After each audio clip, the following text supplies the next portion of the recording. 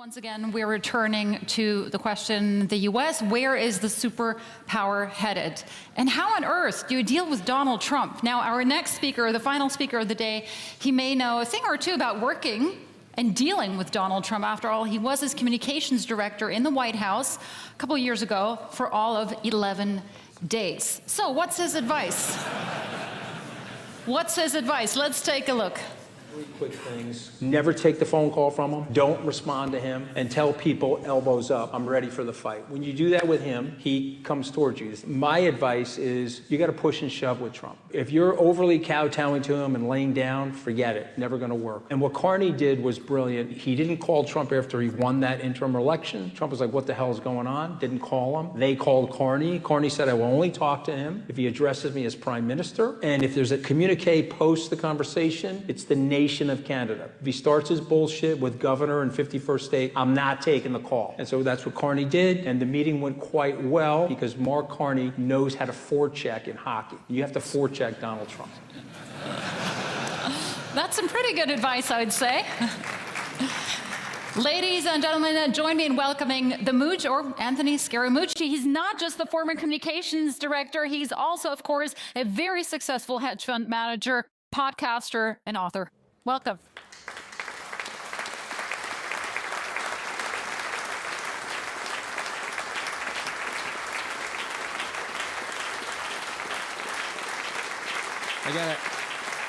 I gotta tell my agent I gotta get smoke every time I come out. That's fantastic. Thank you, guys. Thank you for saying 11 days, by the way. Some people say 10. It hurts my feelings. So I don't want to. Why chip me out of that last day? You know, that's when I got fired. That was a big day for me. But anyway. Anthony, it's really great to talk to you. The one question on my mind, obviously, is do you find it was a mistake working for him? What do you take away from it? Oh, my God. It was the biggest mistake of my life. It was so many different levels of a mistake. But let me talk about the big three mistakes. Number one, going to work for him after I left the Bush campaign was a mistake. And that was born from being a loyal Republican. And none of us thought he was going to win, including him, by the way. On the 8th of November, 2016, he was moving his plane from LaGuardia Airport, where you can't fly internationally, to JFK to go play golf. And he was saying to us, let Secretary Clinton have her day in the sun. So mistake number one was actually going to work for him. Jeb Bush told me not to do it, and I didn't do that. The second mistake was taking the job in the executive transition team. So people don't remember that. I was 9 months on the campaign with him. The 11 days was a fiasco. We'll get there in a second. But I was 9 months on the campaign with him, and then there were 12 very hard weeks on the transition trying to set up the government. And I shouldn't have taken that job either. I mean, listen, my wife hates Donald Trump almost as much as Melania hates him. And I'm talking like that. I mean, no, you don't know hatred until you experience that kind of Eastern European hatred. But anyway, she told me not to do it. And this is the third mistake, and this is the biggest one, and this is a mistake of ego. And if you learn anything from this conversation, when you put your ego and you put your pride into your decision-making, you make colossally bad mistakes. And so I'll just tell you my self-narrative at that time. I was a blue-collar kid from Long Island. My dad was a crane operator, went to Tufts and Harvard Law School, built 2 successful businesses on Wall Street. Now I have a chance to work for the American president. And my wife said, yeah, but he's batshit crazy. Don't go work for him. And I didn't listen to her. I hit the ego override switch. I hit the pride override switch and went to work for him. I have a mentor who's about 10 years older than me. I won't give up his name, but he was offered a very big job in the administration. He spent 6 hours with President-elect Trump in various settings. He called me and he removed himself from the position. And I said to him, well, why did you do that? He said, well, I just had a feeling that my personality and his personality in the office of the presidency was not going to mix. And so he had his ego in the right place. I did not have my ego in the right place, and I paid for it. Wow, that's a lot of mistakes and a lot of honesty and humility here. What do you, again, Well, in terms of I'd resilience? rather keep it real with everybody. Of course, of course. And as we talk about resilience, again, what should everyone take away from this? It is possible to recover from it, as we see in your case. All right, well, listen, I was 6'4" when I met Donald Trump. I mean, look at me now. I don't know how much I've recovered from it, but here's what I would say. I would say that that was about as brutal. If you're having a bad day, and it's not a health-related thing, God forbid, but it's just a bad day, pick up the phone and call me. I'll cheer you up, okay? I got fired from the White House on the 31st of July. I was blown into Pennsylvania Avenue. I got skinned alive by the media, ripped apart by Saturday Night Live, late night comedy. They rolled me in like media margarita salt. And I was like, okay, how am I gonna, it was so bad. If you have kids, it was so bad that my 25-year-old son, who's now 33, but he was going to Stanford Business School at the time. I went out to California to see him. It was so bad that he literally put his arm around me and said, "Hey, Dad, are you going to be okay?" And so that was like literally the first time where the son was parenting the dad versus the dad parenting the son. And I looked at him and I said I was going to be okay, but I didn't really know if I was going to be okay. Again, I want to make this about as honest and real as possible. I went to see a crisis PR manager, and the guy told me literally like, move to like Interlaken, Switzerland and hide for like 10 years. Now you've blown yourself up and just go hide, and maybe 5 years from now you can come out of a cocoon somewhere. And I was like, there's no way I'm doing that. So I went on the Colbert Show. I think he called me a Jersey Shore cast member. I went on the Bill Maher Show. I think I was called Tony Soprano on the Potomac. I mean, I was getting my ass kicked, guys. Okay, but I went on those shows and I faced the music. And I made a point, and this is something people really don't remember. I made a point to stay loyal to the Republican Party and loyal to President Trump, because I thought I didn't want to be that baby that got fired. Just didn't want to be that baby. People think I got fired because of the... There was a lot of foul language involved. Yeah, well, I'm known for that, but Trump is known for that. And people think I got fired because of that foul language. Trump loved that. Okay, if you know Trump's personality, the conversation I had with the journalist, he like, I got fired because on Friday morning, I did something that you can't do with Donald Trump. I said something to him in a meeting where he didn't know something, and I told him, well, this is what you know, and I'll tell you what it is just quickly. He had the Russian sanctions bill on the table. The Russian sanctions bill was passed by Paul Ryan, again, a Republican, passed in the Senate by Mitch McConnell. These were on the president's team, and he wanted to veto that bill. And I said something to him that I should have never said. I was really thinking more in campaign mode. I said, listen, you can't do that, because if you go to veto the bill, they're going to call Chuck Schumer. They're going to get the 17 votes necessary to override your veto. You can't do that. And he looked at me and said, they can't override my veto. I'm the president. Well, that's 8th grade social studies in the United States. Okay, so I looked at him. I said, well, they can. And he didn't like that. He didn't like that. And by the way, he told one of his family members that I embarrassed him in the cabinet room in front of a few people. I actually thought I was helping him. That was on a Friday. And I remember that because I was only there for 2 Fridays, so I know it was on a Friday. On Friday. And then the following Monday, I got fired. Can I tell these guys how I knew I got fired? Very briefly. We got to move on and talk about the U.S. All right, so I knew I got fired because the White House bat phone that they issue you, which is encrypted, I turned it on at 6 a.m. getting ready for work, and I couldn't make an outgoing call or get an incoming text. So I knew I was cooked right there. Anyway, I got fired at 9:30, but I knew at 6 a.m. I was toast. Okay, go ahead. Is this vodka? It's not vodka. Not vodka, Caroline? Okay. It's not vodka. It's just good Swiss water. All right. You should definitely move here. Look, give me the good, bad, and the ugly about Donald Trump, and explain to me why people flock to him. Business leaders, the voters. He's got this uncanny ability to attract voters. What is it?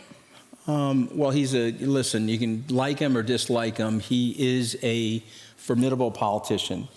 He does have a language skill where he's not talking to you academically. He's talking to you maybe in a 5th or 6th grade syntax, but it's relatable to the American people. And it's almost like there's an expression in English called rubbernecking, right? So when there's a car crash, you're rubbernecking. With Donald Trump, you're verbal rubbernecking. You're going through the channels, you see the orange hair and the orange war paint, and you're like, okay, I got to hear what this nut is going to say. And so you sit there and you stare at him, and people do that. But remember, he ran against 2 of the worst candidates in the modern era. If we're just really being brutally honest about it, Secretary Clinton, when I was on the 16 campaign, she went to Pennsylvania once. She didn't return to Wisconsin after the Democratic National Convention, unheard of to do that. These are swing states. We were in and out of Wisconsin 26 times, 15 after the convention. I can tell you a story where we were in New Hampshire 40 hours before the voting started, and Mr. Trump looked at us and said, I'm going to Michigan. Could we get a group of people together in Michigan? And it would have taken us 2 hours to get to Michigan. We would be landing at 12:50 a.m. We called the advance team. We had 6,000 people waiting for us at 12:50 a.m. And you know what he did? He got to the microphone and said, I'm here talking to you guys. She's sleeping. She's somewhere sleeping. And you can like him or dislike him. It is a very powerful thing. But secondarily, and perhaps more importantly, is the message to the blue-collar and middle-class people. And again, this doesn't reflect well on me, but I'll share this with you as well. Because I grew up, with a dad who was a blue-collar worker. He was an hourly worker. But my dad was an aspirational blue-collar worker. He was economically aspirational. He said, to us as kids, you're going to go to a great school, you're going to live the American dream, get up and study. And we believed it. What I saw on the Trump campaign were economically desperational blue-collar people. And I traveled with him 71 campaign stops. And I'll just tell this quickly. I was in New Mexico, Albuquerque, New Mexico. I asked somebody in the audience why they were there. They explained they had lost their job at a factory. And he said to me something which I'll never forget. He said, you think you're in New Mexico, but New Mexico, that would be Mexico, because that's where my job went. And we lost 65,000 factories as a result of NAFTA and globalization. And these people were really feeling it. And there was a vacuum of advocacy in the political establishment that Mr. Trump filled. He filled that vacuum. Now, he didn't do anything to really help those people, but he was there representing them, and he is an avatar for their anger. Okay, now he's an orange wrecking ball, but he's an avatar for their anger. And that's Anthony, it. That's the answer to that question. Anthony, we need to speed up your It story. really sucks, by the way. It really sucks. All right, but go ahead. Anthony, we do need to speed up your storytelling a little bit, as much as we'd love it, but we only have a couple minutes on the clock here. There's still a couple things we need to get through. So let's do kind of rapid fire, okay? All right. We'll try that. It's very hard for Italian Americans to do that, but we'll try. Okay, go ahead. Let's try it, Anthony. Go ahead. So what do you tell this audience who believes that the U.S. is no longer a trusted ally and a great place to invest in? Rapid fire. Well, I think in the short term, they're probably right. I think in the long term, the U.S. is a great self-correcting mechanism. There's 250 years of history where we get into a version 2.0, 3.0, and I think there's another crop of leadership coming that I think will switch this around. This is not working for the U.S., and the people that know that the most are the Republican senators, by the way. Okay, let's go to the next question. All right, next one. You're efficient. That's good. I'm looking at the clock. That's good. I know. Okay. Me too. Good. Look, there's a lot of hypocrisy involved when it comes to the businesses operating under Trump. A lot of flip-flopping here in terms of what policies to follow, what kind of investments to make. Do you understand? Do you have sympathy for that hypocrisy? I'm talking about Silicon Valley, of course. Is that warranted? Yeah, it is. But again, what I said to Mark Carney, who I've known for 30 years, and Mark did an interview with me and Alistair, you have to forecheck Trump. You have to stand up to Trump. But these companies are not standing up to him. They're not. No, they're Those not. law firms made a very big mistake. They should have teamed up together and stood up to him. The ones that did stand up to him are keeping their clients. The ones that didn't stand up to him are losing their clients. You got to stand up for the guy. He's one guy, and you got to team up and stand up to him. And if Tim Cook were in the audience, he's not. But I would say to Tim Cook, who's a brilliant CEO, don't even listen to him. Well, that's going to hurt your business. Temporarily. You did what you thought was right for your company. We were in a world of globalization. You migrated your manufacturing to China. If somebody doesn't want you to do that today, you can't flip a switch and switch it to some other country or move it back into the United States. Moreover, the policies that are being prescribed by the administration are not even helping you do that. These tariffs don't make any sense. So you're better off waiting him out. And you're better off more or less ignoring him. President Xi has done that. He had a call with him today. I mean, literally, the poor guy was begging for a call from President Xi. He put a tweet out 2 nights ago, 2:17 a.m., literally begging the guy. It was like a teenage romantic spat, the poor guy, right? I mean, the poor guy. All right, go ahead. Anthony, let's talk about the U.S. dollar. Over the past couple of weeks, it's pretty much lost its status as a safe haven currency. Will it return to that, or should you just go into crypto instead? And I know you're a big believer, so vested interest here. Well, I'll just 15 seconds on Bitcoin. All I would say about Bitcoin is learn about it. If you study Bitcoin like Paul Tudor Jones or Stanley Druckenmiller or Ray Dalio, the chances are you're going to gravitate some money towards Bitcoin. 100 people that look at Bitcoin and really study it, 90 of them will probably buy some. So I'll put that over here. As it relates to the weakness in the dollar, it makes total sense. You have arbitrary and capricious policy related to tariffs. You have this spending bill that I think Elon Musk is actually right about. It's a prodigious spending bill that's going to be somewhat reckless. You can't run the government the way we're running it. You can't outpace the GDP. The spending is going like this. The GDP is going like that. It's not going to work. It will weaken the system. Incrementally, capital will leave the system. Trump's bellicosity of rhetoric has created more of that recently. But again, there's a lot of very smart people in this room. We cause these problems. We can fix these problems. It would require about a 15 or 20-year solution on the deficit. Most of these politicians wouldn't be able to tell people the truth about that. But I do believe that the truth is coming. I do believe that the harm that Trump is doing is going to cause a reaction formation in the country where you'll get more healing, more transformative politicians. So the dollar will be weak for now, but I would not bet against America long term. What happens with the deficit, though? Plenty of concerns, sell-off on the long end of the curve when it comes to U.S. debt. Mm-hmm. Everyone's concerned about the ballooning deficit and the debt levels. Is the bond market, is it going to buckle under that? Well, Jamie Dimon certainly thinks that, and so that, I think short term that will be correct, but we don't have enough time to explain all of this, but you could Google this on your phone. Just Google pay-as-you-go legislation, which was started in George Herbert Walker Bush's term. Dick Darman, his OMB director, started it. The pay-as-you-go legislation put guardrails up on the Congress and the president in terms of spending. Bill Clinton adhered to that in a bipartisan way. We ran our first budget surplus since 1969 in the year 2000. We printed a $240 billion surplus. This is a fixable problem. The U.S. has vibrant productivity, vibrant innovation, AI, robotic technology, biotech. With the right management of the government, we could outgrow the deficit and contain it. But again, it's a 15 or 20-year problem, but it is resolvable. Questions from the audience here. What president can we expect next? And that really begs the question, who or what comes after Donald Trump?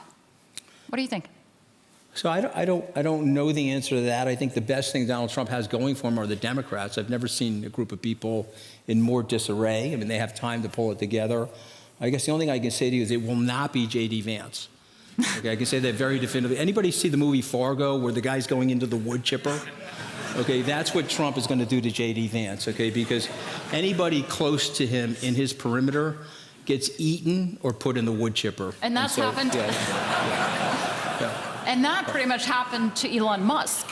He flew too close to the sun. Is that how you see it? Oh, see, Elon's a different beast because he's worth several $100 billion. So Trump hasn't said a word about Elon. He's told people privately that he's seething because he wants Elon to know that he's seething, but he's not going to say anything because, remember, Trump is driven by two things. He's driven by attention. He wants to be in your mind. He wants to be on the top of the fold of your newspaper, and he's driven by money, and Elon's got a lot of money, so he's not going to go after Elon the way he goes after these other people. A question. We got 2 minutes to go in the period. Okay, let's go. Let's keep A going. question here on that bromance, which is now, I guess, broken somewhat. The alliance now seems broken. What are the effects, short and midterm? And as we talk about midterm, can we talk about the midterms too? Okay, so again, these are my opinions, so this is a little bit editorial. I think Elon got fired. I think Elon wanted to stay on because all these guys are addicted to the power, and I think they pushed him out. Primarily the cabinet pushed him out, and then they dumped on him this week. They're leaking on him left and right. They're blaming these EV tax credits, and they've got senators and congressmen saying how much they disliked him. That's a whole Washington tactic. And I think Elon, I would not underestimate Elon, and he's got a $44 billion bullhorn known as X, which is attached to that AI engine now. So don't underestimate him when he says that we're going to get rid of the traitors in the government. So the midterms, I think he's going to have a big role in those. And right now, as I'm sitting here, and these things change because 18 months is like 20 years in American politics, but right now, Donald Trump will win those midterms. Really? Oh, yeah. Yeah, he'll win those. And people are surprised by that. There's got to be a bloodbath at the midterms if this tariff policy plays out. Well, because I think that he will taco out on it. He'll chicken out on the tariff policy because he always does that. And the Congress will force him to do that. And he's getting some backup now from the courts. Courts have deemed some of these tariffs illegal, and so he'll back out of that. But what's really going on is there's a civil war going on in the Democratic Party. They're more focused on picking on each other related to policy than they are uniting under a purpose. And unless they can unite under a purpose and galvanize, he'll kick their ass because he is the Napoleon of the culture war. As an example, there was a transvestite athlete playing high school sports in California. Trump is making a very big deal of that. He spent $200 million raising this issue. There were 10 athletes like this in the United States last year. He spent $250 million advertising this issue because he knows it's a pivot in the culture war that's going on in the United States. So we have a culture war going on. We have a battle against populism and rationalism, and nobody understands it better than him. Okay, he is the Napoleon. He can see the battlefield ahead of other people, and they don't have a Wellington yet. They don't have a Wellington yet. And by the way, they will never take any advice from people like me because I once worked for him, and so in the minds of the hard left, I'm a canceled person. Are you really? Because that was going to be my final question. Look, you've flip-flopped before, and you wouldn't be the only person to say, hey, I'm a critic, I'm a fan now I'm a critic again. What if the White House called you tomorrow and said, hey, you know what, Anthony, we really need your help? What would you say? I mean, I want to say no fucking way, but I'm not allowed to curse up here, so I won't say that. So I'll just say NFW. I mean, no, come on, you can't have a word for Donald. That's a disaster. I mean, come on, no, listen, he represents an existential danger to the United States. It's almost as if Charles Lindbergh had a baby with Joe McCarthy. They named it Donald Trump, and it got raised by Roy Cohn. Okay, that's what we're living with right now in the United States. All the wrong things about the country are manifesting in this person's personality. We do have xenophobia in the country. We do have isolationism in the great country that I live in. But the better angels of our nature are about interconnecting with the rest of the world. Globalism has gotten a bad rap, very bad brand management, but globalism has lifted more people out of poverty, billions of people out of poverty, and the United States needs to be one of the beacons of liberty for man and womankind. And remember this, I'll leave you with this one thought. We have 5.7 billion people living under some form of authoritarianism around the world. The fact that this guy is kowtowing to authoritarians is very, very dangerous for the free world. It's very dangerous for the United States, and we have to fight him every step of the way. Anthony? So no way, NFW to that question. NFW. Thank you so much. Thank you, guys. I appreciate being here. Thank you. Thank you.